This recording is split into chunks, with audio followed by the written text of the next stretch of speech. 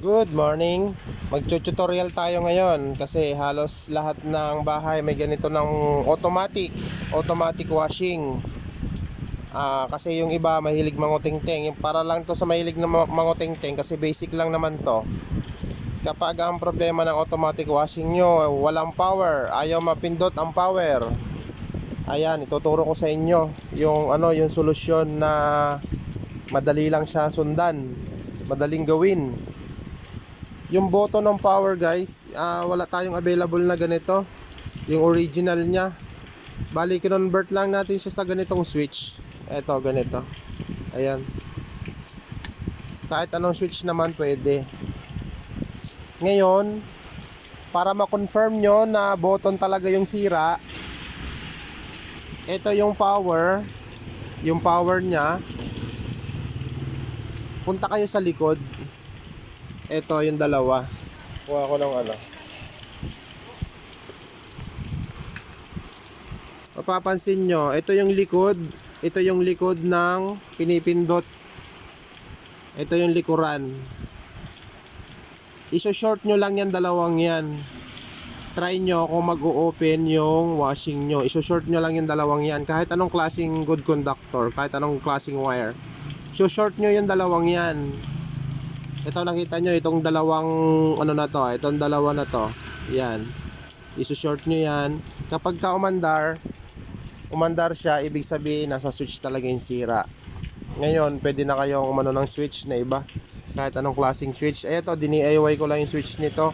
Kasi wala pa tayong nito. Naubusan ako ng ganitong switch, yung original switch niya. Tapos itong start, sira din yung start niya.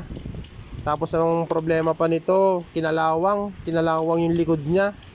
Ayan nag-bypass tayo, naputol na yung dito mapapansin nyo dito, kinalawang ng gusto. Ayan.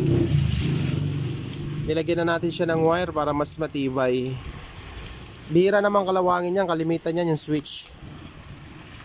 Ganyan ang gagawin nyo guys kapag ayaw mapindot ng isang bagay. Titingnan nyo sa ilalim, susundan nyo yung paa. Ang katapat nito, ito yung dalawa na to. Etong dalawa na to ang katapat ng start ng power. Ito naman dalawa na to. Ayan, ito. Etong dalawa na ito yung sa start. Kaya madali lang sundan kasi dadalawa lang naman ang paa nito. Yung paa nito, iso-short nyo lang, ipagdidikitin nyo. Kuha lang kayo ng dalawang wire, pagdidikitin nyo yung paa sa ilalim para ma-confirm nyo na yun talaga yung sira. Tapos pwede nyo nalagyan ng kahit anong switch.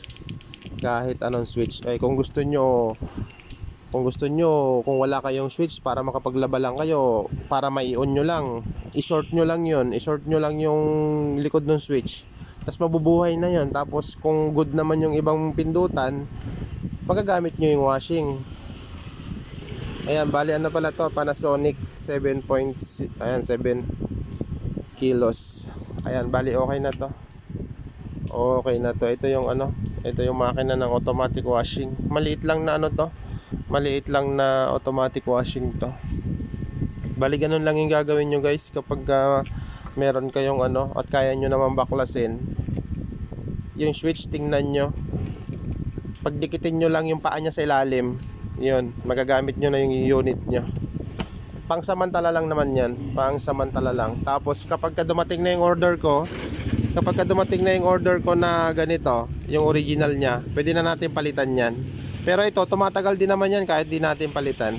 Kahit hindi natin palitan yung ganitong switch, touch switch. Ayan, sana may natutunan kayo kahit konti. Okay na to. Pwede na natin tong i-final. Pwede na natin tong sarhan.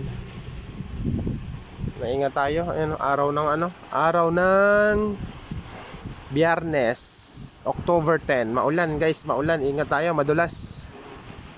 Marami pa akong i-upload na pwede nyo pakinabangan, pwede nyo matutunan kahit pansamantala or kahit konti lang. Kahit hindi ganun ka yung tinuturo ko. Ang tinuturo ko lang kasi yung madaling sundan para masundan nyo ako. Kasi kung ituturo ko yung mahihirap, ay hindi nyo rin yung masusundan. Na makakasunod lang doon yung talagang legit na technician. Thank you po. Ingat tayong lahat.